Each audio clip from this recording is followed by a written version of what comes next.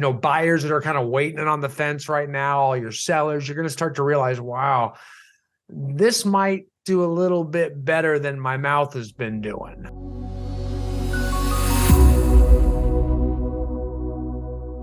Hey guys, it's Brian Icenhower. Welcome to the Brian Icenhower podcast. I'm really excited today. I have got with me Mike Simonson. He is the president and founder of Altos Research. Mike, thank you so much for being on here today. Brian, great to be here. It is awesome to have you. Let me tell you a little bit about Mike because he won't say it himself, but Mike and I love to talk about the real estate market, and it has been volatile lately. So there's been a lot to talk about, and I lean on Mike pretty heavily, as do many of our clients at Icenhower Coaching and Consulting, for lots of things. Number one, just to kind of understand what's going on in the market. I think just for our own internal peace of mind, we do that. I know that's why I do that. Mike always makes me feel better, having some sort of handle on what's going to happen in the future of this roller coaster ride of an economy we have. But more importantly, I think for strategizing as to how to use market data and market information in your marketing. And that's what Altos Research does for so many of our clients and so many real estate agents out there, is they actually help, cultivate that data, create beautifully understandable charts that you can market with, that you can convert with, you can generate with, all of those different things to better serve the public out there right now. And man, I think that's what the public needs more than anything right now. I mean, you hear me saying it all the time, facts, not fear. And you can say it all day long. Don't worry, it'll be okay. Don't worry, it'll be all long. But it's so much better if you show it. And I think that's what Mike and Altos do. So Mike, tell us, how should our viewers and listeners out there be using market data in their marketing to help calm everybody the heck down?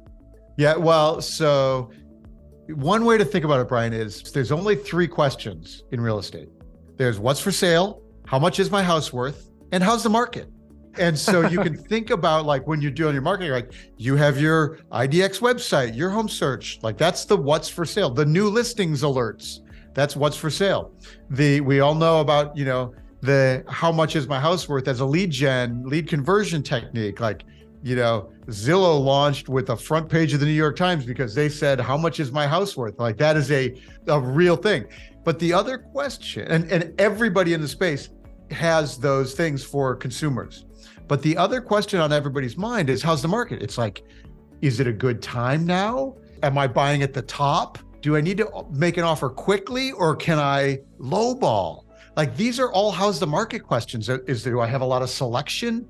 And so these questions are how's the market questions. And that's what market data answers. So, you can think about when you're working with clients, like, is this the right time? I'm afraid to list right now because I hear that the market's tanking.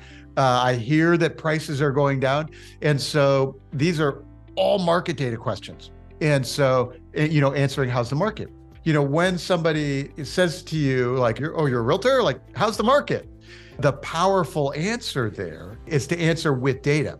It's to say, well, you might be surprised, but the available inventory is really only up a tiny little bit over the pandemic crazy lows. Even though you've been reading that the market's tanking, like, you might be surprised to know that in our town, inventory is still at its really ultra lows, or maybe it's up higher, but its inventory is increased. Like, let's say you're in Austin, Texas, and in Austin, inventory climbed a lot last year, but it turns out that it's still the same level it was in 2019. There's not a lot of houses on the market in Austin. There's more than there was last year at this time. But so that data is like revolutionary for buyers and sellers to hear, and they need to hear it. I think that's great. It's crucial too. I mean, from a coaching perspective, right? Like, when we're working with all our coaching and consulting clients, it's kind of like a new concept. And here's why. I know it's kind of weird, because for like the last 10 to 12 years, people kind of thought they knew how the market was. Well, it's red hot, it's going up, and we're going nuts. Like, oh, multiple offers, no inventory. For the first time, like, we actually have to explain it, and people more than ever now want to know. So right now, it is just crucial. It's like, as agents, we finally get to do our job. We finally get to be counselors and explain. Yeah, You know, to be we real just experts. show. And everybody's got an opinion. Everybody's got an opinion about what's actually happening. And a lot of them don't trust us. They think that we have an agenda to tell them. And so the market data is like, look, it's not me. Let me show you what the market is telling us. There you go. That's it. It's show, not tell. Because That's they right. just, you got a dog in this race, so you got to prove it. They're thinking you just want them to hurry up and buy something or sell something or whatever. So Right. it really helps just to kind of give isn't that what Let me show you. content marketing is? It's coming from contribution and giving with that faith. It's going to come back to you. And that's what showing is. And I love how you guys do that. That's exactly right. And when you think about content marketing, market data is really the ultimate content. It's always fresh. It's like people really care. So at Altos, we create your branded market reports for you, and we email them out to your clients, your database for you. And so we can see the open rate on those emails. And it's like 37, 40% on a marketing email from your realtor. Like, it's huge because everybody cares. Yeah. Everybody cares about, and so there's lots of places you can get market data and you can go build things yourself. But the thing that Altos says is, like, we build it so that you put it in their inbox, every Monday, and you can see exactly who's opening. And they're addicted. They get addicted to that. Like, they wait for that. Yep. Yeah, absolutely.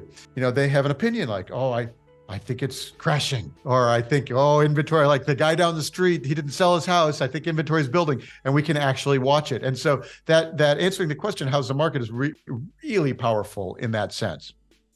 I really like it. I love it. I think that's great. So let's talk and look at some of your charts.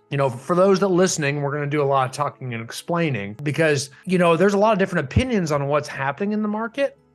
But to me, especially after talking with you, Mike, it's pretty black and white what's happening. I mean, I don't think there's a lot of speculation out there as to, what's occurring right now. And in a bottom line, the sky's not falling, and real estate's really a good investment. Maybe just everybody doesn't know it right now. Like, it's pretty darn good. Yeah, well, that's, I think, the biggest thing in the data right now. And I can share my screen and show a couple of charts that I like to use if you'd like. I'd love the biggest thing is that, the market slowed way down last fall. Inventory climbed, prices started coming down. We see price reductions across the country. And so then we start the new year, and I expected, everybody expected that trend to continue. And that trend would be not that many buyers, therefore inventory would be climbing, maybe finally getting back to where it used to be pre-pandemic. And then what we found was, and here's a slide, this is available inventory of single family homes across the US right now. There's 412,000 homes, single family homes on the market right now. And you can see in the chart, there's each year up and down, there's a little curve for each year. And then there's 3 pandemic years where it's super low. Last year, inventory climbed, and then at the far right of the chart. The thing that we noticed, though, is after January, normally you'd have inventory climbing, especially in a market that was cooler. You would have less demand, and so inventory would climb very quickly. What we've noticed is after January, inventory every week has been dropping, and it's now mid-March. Normally, inventory be well on its way up for the start of the year now for the best buying season. And inventory fell by 1.5% this week because we have more buyers than sellers. Now, we don't have a lot of demand is way down, mortgage rates are way up, so affordability is way down. Like, that is a real scenario across the country. But we also know just so anybody listening, I want to make sure they can hear this. Inventory, it's still falling, and we're already down to 412,000 homes for sale in the across freaking the whole US. Country. Yeah. And in 2019, when everybody was still making multiple offers on homes, we had twice that many. That's right. That is, and we're still going down right now in inventory. I mean, we're in freaking March. I mean, people haven't started waking up and buying houses yet. It blows my mind that people could think that real estate's a bad investment. There is a crisis. There's a shortage of homes. Homes are like blood diamonds right now. I mean, anything you can do to get your hands on them, I mean, short of that, Yeah. Like we saw the slowdown last fall. So what's happening now, though, is like of the dire predictions of what could have happened in housing this year, because supply is so restricted, the supply demand side of the equation, like it's hard to envision scenarios where home prices fall a lot from here because there's not enough homes for sale. There's no signals in the data of any flood of inventory. So some of your buyers are out there like, I'm waiting until I'm going to swoop in like a vulture because I know all these like panicky investors are going to sell and I've got my cash and I'm going to swoop in. I don't, that's such low inventory. I don't think interest rates matter. There's enough cash buyers to gobble that up 20 times over. I mean, it's nuts, let alone the people that don't mind getting a mortgage and refinancing later, Yeah, exactly. Well, and when you look at it, like, how long are you going to wait for that to happen, right? Yeah. So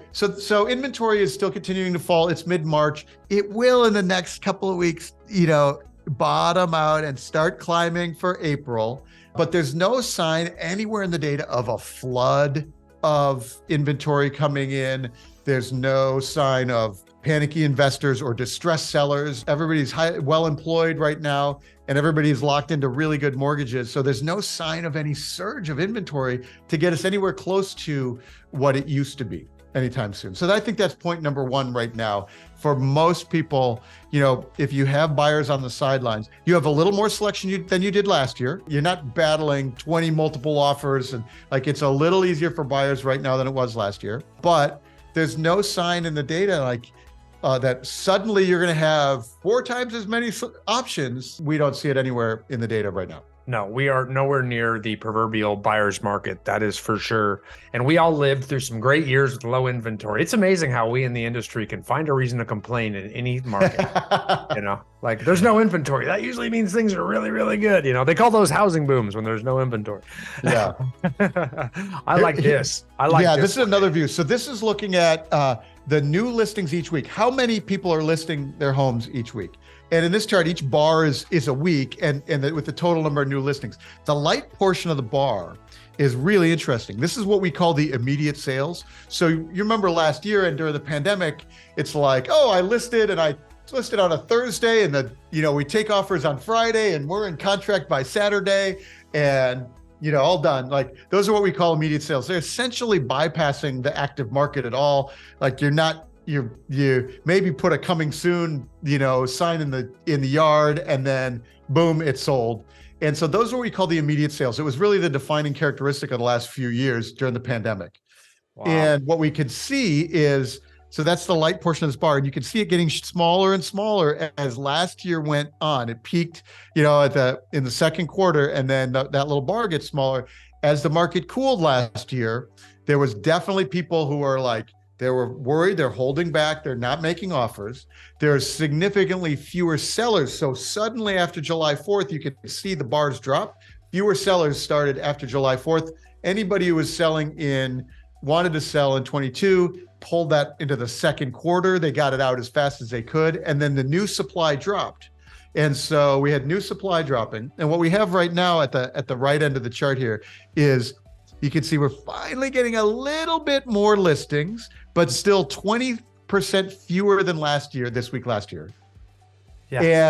And the light portion of the bar, the immediate sales is actually climbing too. So 29% of the homes this week, they went into contract essentially immediately, like less, 5 days or less. It's so crazy too. I mean, people get so concerned about interest rates because we haven't had to focus on them in 2 decades.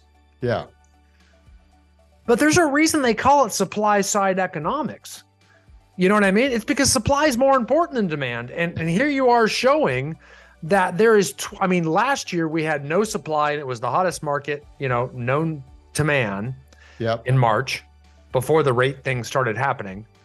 Here we are with 20% less listings than we did that are selling than that same time last year. Holy moly. Prices prices are set to go. I wouldn't be waiting around on interest rates. That's for Yeah, sure. well, and really, it's like last year we had restricted supply, and we were buying everything. We had both that were going on, right? And so this year, Yeah. you have affordability. Like it's harder for some people to afford. Like there is some demand that is taken out of the market, but we can see that there are indeed, significantly fewer sellers that are going on right now, and that leads us to price. Yes. Okay. There we go. I like it. I like it. And so at Altos, we track every home for sale in the country every week. We track all the pricing, all the changes in pricing, the supply and demand, and we bubble up those analytics for every zip code in the country. And so in this national view, there are a few things that you can see. You can see the median price of all the homes. And right now it's $428,000. That's the dark red line on this chart. And that $428,000 is like if you walk into the market today, like those are exactly the homes you'll see. And some half are more than that, half are lower than that. That number is slightly higher than it was last year, and it goes up every spring, right? You get the best new listings come on, the prices higher go up, priced homes. Yeah. Yep. This and is then what they peak in June, July, and then it starts easing back. For those that are listening, I want to explain this chart. What this chart does, I love it because it's seasonality. I mean, you're literally showing on there that median home price is higher every summer and drops every single winter. And a lot of people don't realize that. So everybody was panicking in October, November, December because month over month prices were declining. What the media and the clickbait articles don't tell you is that actually happens even in the hottest markets because all your luxury homes tend to pull off the market and they don't list at that time. So homes more closer to the median price are the ones really selling more actively. Doesn't mean prices are dropping. It means that the luxury homes wait. And that's just the way it typically works. Yeah, and one of the things I think that's most important for us, any practitioners in the market right now, to know is that we could see as the market cooled last fall, there's a lot of the measures of pricing that are reporting down. Case-Shiller is down, and that's all lagging. It's all backward looking. House is on the market now. It gets an offer in April. It closes in maybe May or June. And then you start hearing about that data in July. Yeah, it's a long ways off. A long way off. And we can see right now what's going on. And what we can see is that while home prices are not skyrocketing like they were last year, so the year over year comparisons are going to be tight. The headlines that you keep hearing are they're going to be negative for several more months. You're going to continue to hear home prices are down, and it's not wrong. It's just old. And so, the home prices that are down now, the transactions that are closing now are ones that maybe got offers in January. These were buyers and stuff that were shopping around in November. And that's when it was like the slowest part of the slow last year. Yep. And so you're going to hear those headlines. And so what's important to know is that while there are no signals in the data really of a surge in prices this year, right? We know inventory is down, but demand is down and affordability is down. Like those are real things that we know. So there's nothing in the data that says, hey, it's going to be a 20% price year or even a 5%. But we do know that the signal in the data now is that we do see price stability. We see that there's not further downward pressure on home prices now. We can see that people are buying at the prices that they're at now.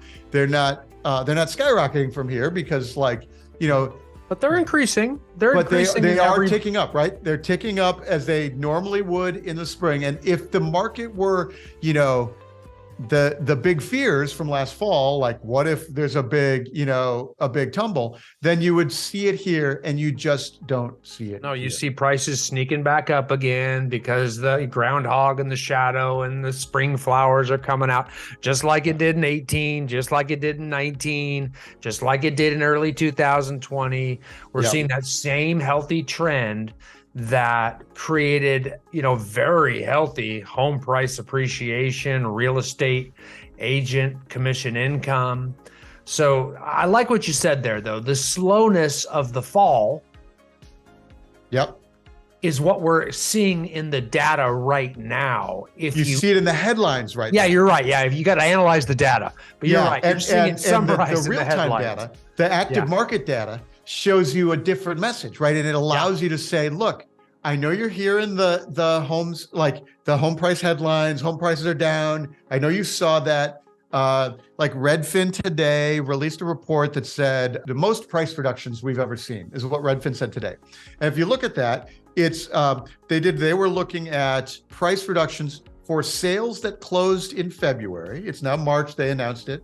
And those sales that closed in February, those did price reductions in October and November. They get an offer in December or January and they close in February. And so it's true that the most price reductions on sales in February. But what we can also see is the homes that are on the market now have significantly fewer price reductions than they did in the fall. So what the important message is, we're working with a client, is afraid. They have headlines, they have really bearish headlines. We could say, yep, that's not wrong, but remember, that's backward looking. And what we want to do with the data, and you take your Altos report and you go, you're in your listing presentation, you say, are you a big geek or a little geek? Because if you're a big geek, I'm going to put this report in your inbox every Monday while we have your house listed. And you can watch all the data.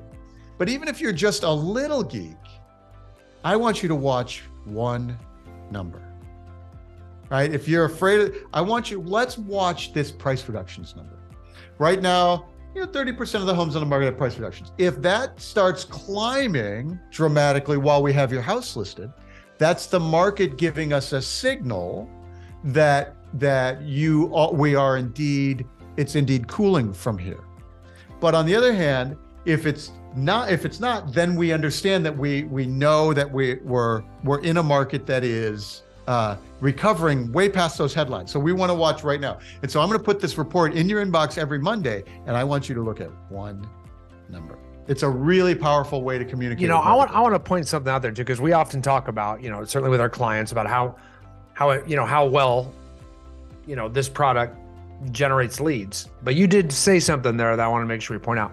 I don't know if you're an agent and you're really doing your full due diligence and performing a fiduciary duty if you do not have some of this data in these charts in your buyer consultation packet and in your listing consultation packet. Not only is it going to make your life easier because you're showing and not telling, you're not trying to convince anyone, you're just laying it out. Here it is. I mean, people are really going to appreciate you. Like, wow, this guy knows what he's talking about. This is usually I don't want to hear what you're talking about. I already know what I need. I already know the price. I know all this. But when you can educate like this, it really changes the game, and it really gets people to listen to you and trust you as an advisor. They won't fight you so much on price reductions if you actually prove to them you know more than them and you have better data than them. It's not just your opinion versus their opinion. Yeah, that's exactly right. And by the way, I'm going to put this in your inbox every Monday. You keep an eye on it. And then, when they say, well, Mike, I've been watching this data, and I just shared my screen. I have a report for Austin up. This is an Altos report. This one's branded for Altos, but these are always branded for you. And when you bring it to your customer, and here's the percentage with price decreases right here. And last fall, 60% of the homes in Austin had price reductions. It slowed way down in Austin. Definitely in Austin, very rapidly dropping as the market tries to resume a little bit. And in Austin is probably the market that got hit the hardest in last year's adjustment. A lot of the California migration that stopped very, very quickly in that case. So that's just a quick share. And the other part that I like to show when you're talking about the buyer consultation, Brian, is in this bottom section. We do every zip, city, metro in the country in 4 price range segments. The high end of the market may be behaving very differently from the low end. Yep.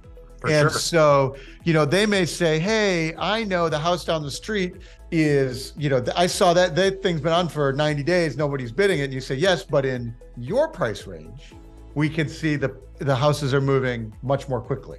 And Which in has Austin been the and here, case they're for actually 6 months. pretty similar. You know? Yeah, exactly. And in your price range, you happen to be bidding in the most common place and the most popular place. And therefore, if we want this house, we need to make an offer. We need to do it quickly. So those are some of the ways we can use that data in the conversation. I love it. It's so important they do. I'll tell you, Mike, that I really help. I appreciate it because it's nice to have someone else say what I know and believe. And you're more of an authority, certainly on market data than I am. It's your world. You know, the word research is in your company's name. Yeah, I mean, that's big. So I love it. So I appreciate you giving us all confidence and educating us and helping so many of our clients do their jobs better, and also just taking the time today to be on here with us. I really appreciate that. You're very welcome, Brian. I should mention, if your listeners are interested, we have at Altos, we created a free ebook that is how to use market data in your business, and so they can go to altosresearch.com. There's an ebook link in the top menu. It's free, and it talks about scripts and scenarios and how to use the data. You can look at the data I shared here. There's a lot more data in the Altos reports, and you don't have to be an Altos client. Like, it's a free ebook that you can go use to understand, because a lot of folks are like, afraid. Like, what do I say? How do I say? Those kind of things. So you guys have fun on their site too. I mean, I play around it all the time. It's Altos, ALTOS research.com. And the ebook he's talking about, it's just a link up at the top menu. You go up there and talk about and click on it, how to use market data in your marketing. And it goes a little bit deeper, or a lot deeper actually than what we've covered today. But then also go play around with some of their charts on there. Type in your city, type in your zip code. Yeah, run a report. Run some of the different reports for your localized area. You don't need to just look at Austin's like we did. Look at yours. And you'd be like, whoa, I wish I had this for my current. That's what went through, my mind is, wow, I wish I could show this to my mom right now, because my mom's looking at buying out. Like, this would give my mom so much confidence if she had this. You're going to think about the same for all your active, buyers that are kind of waiting on the fence right now, all your sellers. You're going to start to realize, wow, this might do a little bit better than my mouth has been doing. Brian, you said something that's really interesting. Like, there's a share button in the Altos reports, and you're looking at the report and you go, my mom needs to see this. You hit that share button, it forwards to your mom. Now your mom converts as a lead in the database. So I've got the Mike report, and Brian sends the Mike report to his mom. I know Brian used it. I know Brian forwarded it. I know Brian's mom now gets my report. And so, like, there's that lead conversion is built into the content because everybody wants to know what's going on. It's a really powerful way to do that, to I like grow that. the Okay. database as well. Very cool. Very cool. So gang, get on there and do that. altosresearch.com, grab the ebook, play with the charts, geek out. So Mike, thank you so much today. I appreciate it. I love it. Can't wait to do it and keep the conversation going, my friend. Yeah, for sure, Brian. Okay. Take care. Thanks.